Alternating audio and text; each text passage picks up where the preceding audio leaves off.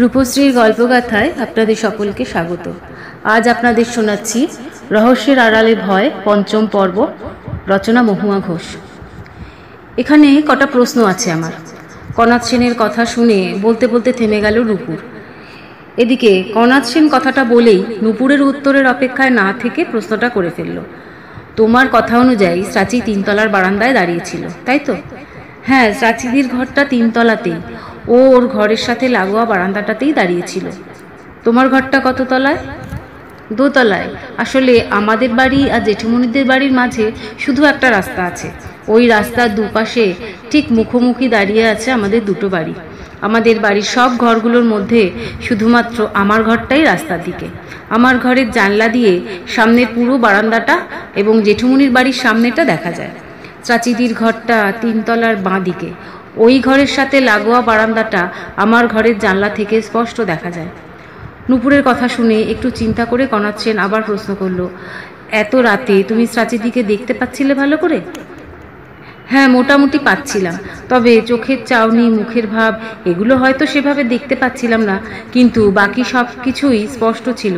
আসলে জেঠুমনির বাড়ির ফাটকে লাগানো দুটো বেশ বড় আকারের আলো আর রাস্তার আলো দেখতে বেশ সাহায্য করছিল আমাকে। ঠিক আছে, বুঝতে পেরেছি। আপাততর মতো আর কোনো প্রশ্ন নেই। তুমি এরপর কি হয়েছিল সেটা বলো। কনাথ সেনের কথা শেষ হতেই আবার বলতে শুরু করলো নূপুর। সেই সময় আমি চাচিদির দিকে একভাবে লক্ষ্য রেখে দাঁড়িয়েছিলাম জানলাটাতে। কেন জানি না বারবার আমার মন বলছিল যে কিছু যেন একটা ঘটবে এক্ষুনি, আর হয়েও ছিল তাই। মিনিট পাঁচেক পরে আচমকাই চাচিদি বারান্দার রেলিংটার উপর পেটের চাপ দিয়ে ঝুঁকে পড়েছিল রাস্তার দিকে। দেখেই আমি আটকে উঠেছিলাম। প্রথমে আমার মনে হয়েছিল যে টাল সামলাতে না পেরে বা কোনো রকম অসুস্থতার জন্য হয়তো ওরকমভাবে রেলিংয়ের উপর ঝুঁকে পড়েছে চাচিদি। আমি সেই সময় এতটাই ভয় পেয়ে গেছিলাম যে আমার গলা দিয়ে আওয়াজটুকুও পর্যন্ত বেরোচ্ছিল না।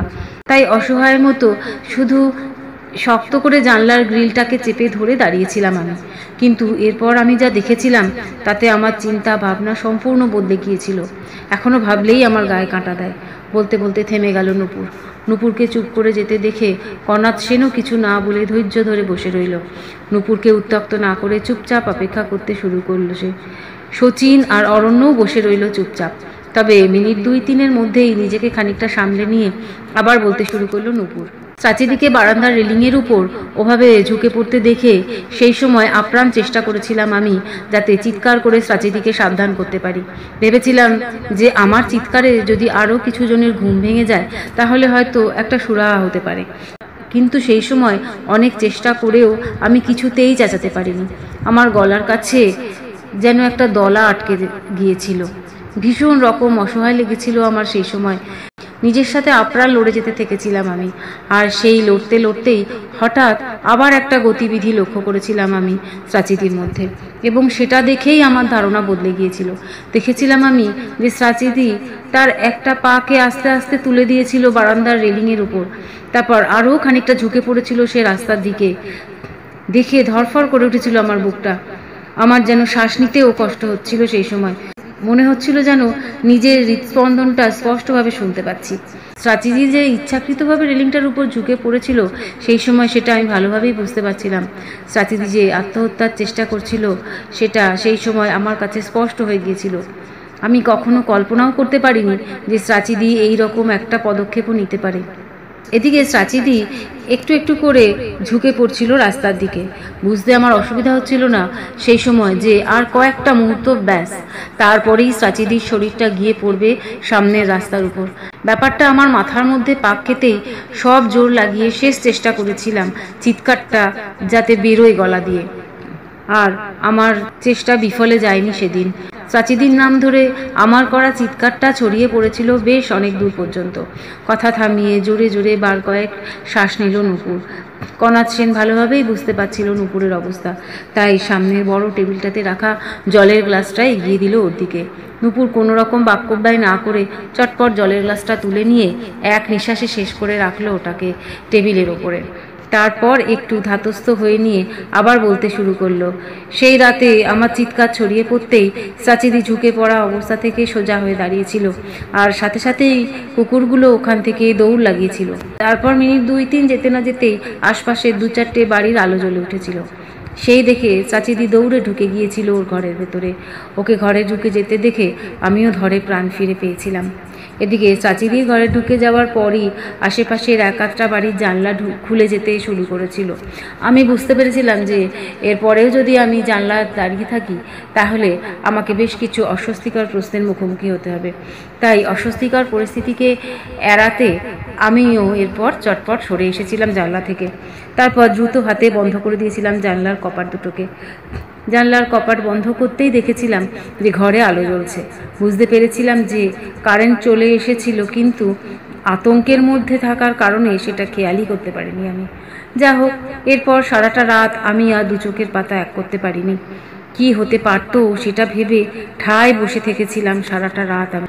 আবার একটা প্রশ্ন করব এখানে, সেটা হলো, তুমি যখন চিৎকার করেছিলে চাচিদির নাম ধরে, তখন তোমার বাড়ির কেউ শুনতে পায়নি? তোমার মা, দাদা বা কাকামণি? কণাদ সেনের প্রশ্নের উত্তরটা যেন তৈরি ছিল নূপুরের কাছে। তাই প্রশ্নটা শুনেই বলে উঠল নূপুর, আমার মা ঘুমের ওষুধ খায়, তাই তার শুনতে না পাওয়াটা খুবই স্বাভাবিক। আর আমার দাদার ঘরটা আমাদের বাড়ির একেবারে পিছন দিকে, তাই হয়তো দাদা শুনতে পায়নি। তবে কাকামণি কেন শুনতে পায়নি, এই প্রশ্নটা আমার মাথাতেও এসেছিল সেই রাতে। তখন ভাবতে গিয়ে মনে হচ্ছিল যে শীতের রাতে জানলা দরজা সব চেপে বন্ধ থাকার কারণেই বোধহয় শুনতে পায়নি কাকামণি। ঠিক আছে, এরপর কি হলো তাই বলো। কথাটা বলে কণাদ সেন তাকিয়ে রইল নূপুরের দিকে। নূপুর কয়েক মুহূর্ত চিন্তা করে নিয়ে আবার বলতে শুরু করলো, সেই রাতে বারবার মনে হয়েছিল আমার যে মা, দাদা বা কাকামণিকে ডেকে সব কিছু বলি, কিন্তু পরে মনে হয়েছিল যে সকালেই সবাইকে বলবো না হয়। সেই মতো পরদিন সকালে চা খেতে গিয়ে খাবার ঘরে বসে বলেছিলাম আমি সবাইকে যা যা ঘটেছিল, কিন্তু আমার কথা কেউই বিশ্বাস করতে চায়নি সেদিন। সবাই শুনে ভেবেছিল যে আমি ঘুমের ঘোরে কি দেখেছি।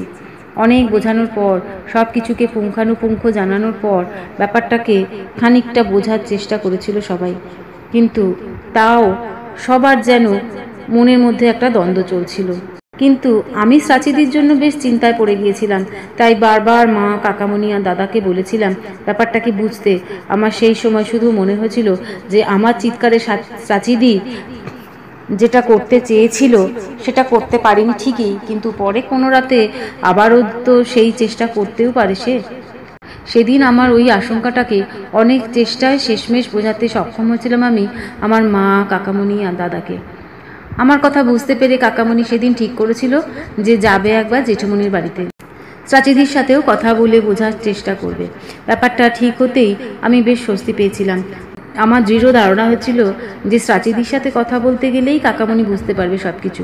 যা হোক, মঙ্গলবার বিকেলের দিকে কাকামণি গিয়েছিল জেঠুমণির বাড়িতে। তারপর বেশ ঘণ্টাখানেক ওখানে কাটিয়ে ফিরে এসেছিল। আর কাকামণি ফিরে আসার পরই জানতে পেরেছিলাম যে জেঠুমণিদের বাড়িতে সব কিছুই স্বাভাবিক আছে। চাচিদিকে দেখেও কাকামণির কোনো রকম অস্বাভাবিক লাগেনি। তাই কাকামণি আমার কাছ থেকে শোনা কথা আর পারেনি সেখানে। কাকামণির কথা শুনে বেশ অবাক লেগেছিল আমার। এদিকে মা, দাদা আর কাকামণির মধ্যে একটা ধারণা সৃষ্টি হয়েছিল যে আমি ঘুমের ঘোরে ভুল দেখেছি। যাই হোক, এরপর আমি চুপচাপই হয়ে গিয়েছিলাম। কেমন যেন নিজের প্রতি সন্দেহ হতে শুরু হয়েছিল আমার সেই সময়। এদিকে সেই দিন মধ্যরাতে আবার একই কাণ্ড। কুকুরের করুণ চিৎকার শুনে ঘুম ভেঙে গিয়েছিল আমার। আর ঘুম ভাঙতেই ঘরের আলো না জ্বেলে গিয়ে দাঁড়িয়েছিলাম আমি জানলাটার কাছে। তারপর তড়িৎ গতিতে জানলার কপাট দুটোকে খুলে তাকিয়েছিলাম জেঠুমণিদের 3 তলার বারান্দার দিকে। সাথে সাথে দেখতে পেয়েছিলাম আমি চাচিদিকে, ঠিক একই রকম কায়দায় দাঁড়িয়েছিল। দেখেই আমি ঘামতে শুরু করেছিলাম। ওদিকে কুকুরগুলো একভাবে চেঁচিয়ে যাচ্ছিল। সেই সময় আমি কি করব না করব কিছুই বুঝে উঠতে পারছিলাম না। এই রকম একটা সময় হঠাৎ করেই আমার ঘরের দরজায় টোকা পড়েছিল। দরজায় আওয়াজ হতেই চমকে গিয়েছিলাম আমি। তারপর মনে হয়েছিল যে কুকুরের চিৎকার শুনে মা, কাকামণি বা দাদাও হয়তো আসতে পারে। কথাটা মাথায় আসতে দৌড়ে গিয়ে দরজা খুলেছিলাম, আর খুলতেই দেখতে পেয়েছিলাম কাকামণিকে। কাকামণি কোনো কথা না বলে হন্তদন্ত হয়ে ঘরে ঢুকে এসে গিয়ে দাঁড়িয়েছিল জানলাটার কাছে। আর দাঁড়াতেই দেখতে পেয়েছিল চাচিদিকে। সেই সময় প্রচণ্ড উত্তেজনার মধ্যেও একটা ব্যাপারকে ভেবে খানিক স্বস্তি পেয়েছিলাম আমি, যে এবার আর আমাকে কেউ ভুল বুঝবে না, ভাববে না যে ঘুমের ঘোরে আমি ভুলভাল দেখেছি। যা হোক, কাকামণিকে জানলায় গিয়ে দাঁড়াতে দেখে আমার মনে কিছুটা সাহস এসেছিল, তাই আমিও গিয়ে দাঁড়িয়েছিলাম কাকামণির পাশে। তারপর দুজনেই একরাশ দুশ্চিন্তা নিয়ে তাকিয়েছিলাম 3 তলার বারান্দাটার দিকে। এখানে কিন্তু আবার একটা প্রশ্ন করব। কনাথ সেনের কথা শুনে নূপুর বলা বন্ধ করে কৌতূহলী হয়ে তাকালো তার দিকে। নূপুরকে তাকাতে দেখেই প্রশ্ন করলো কনাথ সেন, তুমি দুদিন ধরে দেখছিলে যে কুকুরগুলো করুণ স্বরে চেঁচাচ্ছিল, এতে তোমার অবাক লাগেনি? মানে তোমার কখনো মনে হয়নি যে চাচির এই আত্মহত্যার চেষ্টার সাথে কুকুরগুলোর করুণভাবে চেঁচানোর কী সম্পর্ক আছে? কনাথ সেনের প্রশ্ন শুনে নূপুর শচীনের দিকে একবার তাকিয়ে নিয়ে বলতে শুরু করলো, কথাটা কাকামণির মাথায় এসেছিল এবং এই নিয়ে আমরা আলোচনাও করেছিলাম, কিন্তু এর কোনো যুক্তিযুক্ত কারণ আমরা তখন খুঁজে পাইনি। যদিও পরে একটা অন্য কথা মাথায় এসেছিল আমাদের, সেটা বলবো আপনাকে। তবে পরপর এগোচ্ছি তো, তাই এখন বললে সব কিছু গোলমাল হয়ে যেতে পারে। বেশ, তুমি পরপরই বলো, এতে আমার সুবিধাই হবে। কনাথ সেনের কথা শেষ হতেই নূপুর আবার ফিরে গেল সেখানে যেখানে সে শেষ করেছিল। তারপর নিজের কথাগুলোকে মনের মধ্যে একবার আওড়ে নিয়ে বলতে শুরু করলো এরপর থেকে। জানলায় দাঁড়িয়ে আমি আর কাকামণি এক দৃষ্টে তাকিয়ে থেকেছিলাম চাচিদির দিকে। চাচিদি প্রায় 10-12 মিনিট একইভাবে দাঁড়িয়ে থেকেছিল বারান্দাটাতে। ঘড়িতে তখন রাত প্রায় 2:30-3টে হবে। বেশ ভালোই হাওয়া চলছিল বাইরেটাতে, আর সেই হিমেল হাওয়াকে উপেক্ষা করে একভাবে দাঁড়িয়েছিল চাচিদি বারান্দাটাতে। এদিকে কাকামণি আর আমিও চুপচাপ ওই দিকে তাকিয়ে থেকেছিলাম। এইভাবে চলতে চলতে একসময় হঠাৎ করেই চাচিদি আবার বারান্দার রেলিংটার উপর পেটের ভর দিয়ে ঝুঁকে পড়েছিল রাস্তার দিকে, আর ওর প্রায় সাথে সাথেই রেলিংয়ের ওপর তুলে দিয়েছিল নিজের একটা পাকে। আমি আর কাকামণি এরপর আর দেরি করিনি, একসাথে চেঁচিয়ে উঠেছিলাম চাচিদির নাম ধরে। সাথে সাথে সোজা হয়ে দাঁড়িয়েছিল চাচিদি। সেই সময় আমি আর কাকামণি যেন দেখতে পেয়েছিলাম আরও একজনকে ওই বারান্দাটায়, একটা আবছা অবয়ব যেন। এদিকে আমাদের চিৎকারের পর এই দিন ঘরে না ঢুকে একভাবে বারান্দায় দাঁড়িয়ে থেকেছিল চাচিদি, আর ওর পাশে দাঁড়িয়ে থেকেছিল আর একজন, যার আবছা একটা ছায়া ছাড়া আমরা কিছুই দেখতে পাচ্ছিলাম না। এর মাঝে এক কাতরা বাড়ির আলো জ্বলে উঠতে শুরু করেছিল, 2-1টা করে জানালাও খুলতে শুরু করেছিল, কিন্তু চাচিদি বারান্দাটায় দাঁড়িয়েই থেকেছিল একভাবে। ওকে ওভাবে দাঁড়িয়ে থাকতে দেখে আমরাও জানলা বন্ধ করে সরে আসতে পারিনি। এসবের মাঝে আমি আর কাকামণি আপ্রাণ চেষ্টা চালিয়ে থেকেছিলাম বোঝার যে চাচিদির পাশে কে দাঁড়িয়ে আছে। এমনিতে ওদের বাড়িতে রাতে জেঠুমণি, মণিমা আর চাচিদি ছাড়া আর কেউই থাকে না। দিনের বেলাতে 3-4 জন কাজের মেয়ে, ড্রাইভার, মালি, দারোয়ান, কম্পাউন্ডার সবাই আসে ঠিকই, কিন্তু তারা সবাই রাত 8টার মধ্যেই চলে যায় যে যার বাড়িতে। তাই আমি আর কাকামণি কিছুতেই বুঝে উঠতে পারছিলাম না যে কে দাঁড়িয়ে থাকতে পারে চাচিদির পাশে। তার উপর প্রশ্ন এটাও মনের মধ্যে ঘুরপাক খাচ্ছিল যে চাচিদিকে বারান্দার রেলিং থেকে রাস্তার দিকে ঝুঁকে পড়তে দেখেও সে চুপচাপ দাঁড়িয়েছিল কেন। এদিকে আমাদের মাথায় যখন এরকম অনেক কথা আনাগোনা করছিল, তখন আচমকাই চাচিদিকে দেখেছিলাম যে ও হাঁটা দিয়েছিল ঘরের দিকে। চাচিদি ঘরে চলে যেতেই আমরা লক্ষ্য করেছিলাম যে আরও একজন, যাকে দেখতে পাচ্ছিলাম আমরা চাচিদির পাশে, সেও যেন কোথাও উধাও হয়ে গিয়েছিল। এরপর আমি আর কাকামণিও জানলার কপাট বন্ধ করে সরে এসেছিলাম। এরপর সোজা গিয়ে ঘুম থেকে তুলেছিলাম দাদাকে। দাদা আমার আর কাকামণির কাছ থেকে সব কিছু শুনে খুব অবাক হয়ে গিয়েছিল, কিন্তু অবিশ্বাস করার আর কোনো উপায় ছিল না দাদার কাছে। সেই দিন শেষ রাতে দাদার ঘরে আলোচনা চলাকালীন কাকামণি কিছু প্রশ্ন রেখেছিল আমাদের সামনে, যেমন কুকুরগুলো কেন করুণভাবে কাঁদছিল, চাচিদির আত্মহত্যার সাথে ওদের কিসের সম্পর্ক, চাচিদির সাথে বারান্দায় কে ছিল, কেন চাচিদি 3 তলার বারান্দাটা থেকে লাফিয়ে আত্মহত্যা করার চেষ্টা করেছিল। আসলে জেঠুমণিদের বাড়িটা 4 তলা অবধি, আর 5 তলায় আছে শুধু ছাদ। তাই কাকামণি যেটা বলতে চেয়েছিল সেদিন, সেটা হলো চাচিদি 5 তলার ছাদ থেকে লাফানোর চেষ্টা না করে 3 তলার বারান্দা থেকে ঝাঁপ দেওয়ার চেষ্টা করেছিল কেন।